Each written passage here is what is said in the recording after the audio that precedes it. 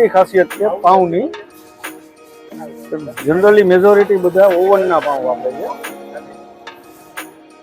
આપણે jumbo size અને ભઠ્ઠીના પાઉં, મોટી સેલામ જેલી લાસ્ટ સાઈઝ અને ભઠ્ઠીના પાઉં વાપરું છું.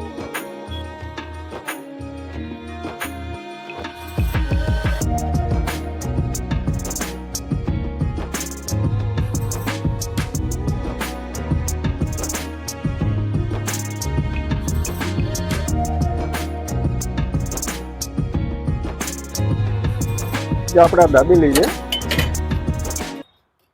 મેજોરિટી આપણે રાજકોટ કે જામનગર, ભાવનગર કોઈ પણ જગ્યાએ દાબેલી આપણે લેશી તો એ લોકો શું કરશે, સીધી તવા ઉપર ગરમ કરશે આ રીતના અને આપી દે છે મેજોરિટી. આપણે દાબેલી ક્રન્ચી કરી છે અને વડાપાઉં છે ને ઓલ ગુજરાત, મુંબઈ કોઈ પણ જગ્યાએ છે ડુંગળી વાળું કરી છે. આપણે ફ્રાય કરી છે ડુંગળીને, આપણે ડુંગળી ફ્રાય કરી છે, કાચી ડુંગળી નહીં.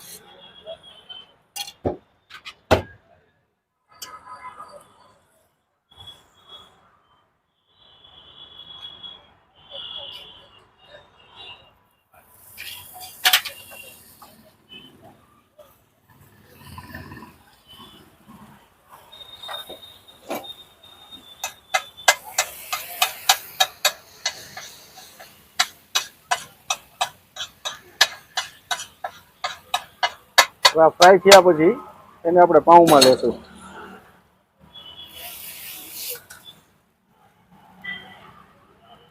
આ દાબેલી છે. આપણે સૌથી મોટી ખાસિયત છે પાઉંની. જનરલી મેજોરિટી બધા ઓવનના પાઉં વાપરે છે.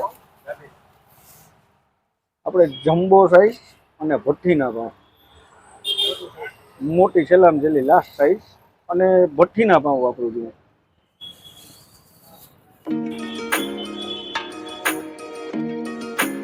બીજા કોઈ બટર નહીં, અમૂલ બટરનો યુઝ કરું છું.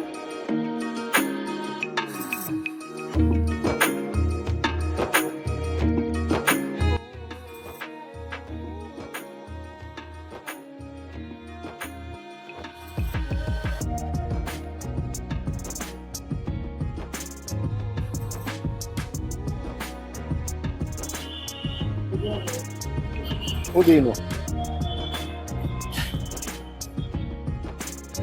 ખજૂર અને લીંબુ. એમાં ગ્રાહક માંગે તો તીખી અને સોસ. દાબેલી તરફ જઈએ. દાબેલી એકદમ ક્રન્ચી થઈ ગઈ.